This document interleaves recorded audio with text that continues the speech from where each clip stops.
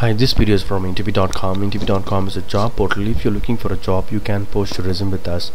In this video, I'm going to talk about Spring Framework Hello World application using Beanfactory. Let's see the basics of Beanfactory. Beanfactory is the simplest container providing basic support for dependency injection, and it is defined by the Spring Framework package. The most commonly used Beanfactory implementation is XML Beanfactory. That's what I've written some sample code for our demo purpose. So XML Beanfactory is the one we're going to use. This container reads the configuration metadata from an XML file and uses it to create a fully configured application. Before going to the demo, I just want to show you a picture. So this here the Spring Framework will be having the Beanfactory. Okay. And Beanfactory currently it uses factory pattern to create the objects. As you all know, we use factory pattern to create objects. So similarly, we are going to use Beanfactory, which is an API from Spring Framework, which is going to create objects and manage objects.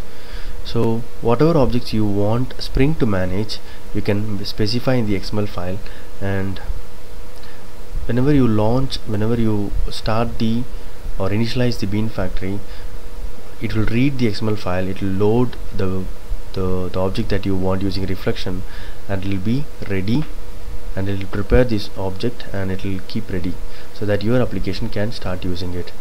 So the Spring, what exactly it does is it helps to manage the dependent objects for your application.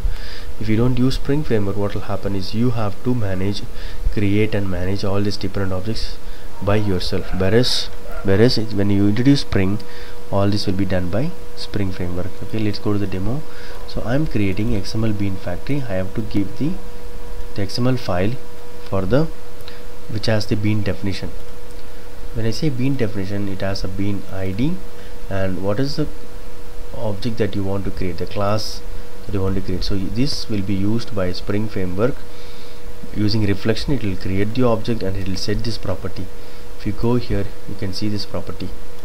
Okay, it will call this setter name so that this value will be set by this value. Okay, so completely Spring Framework will take care, or it will take the responsibility to create this object, prepare this object. Okay, so in the first line we are going to read XML, load the XML file, read the bean definitions and create the objects in the container.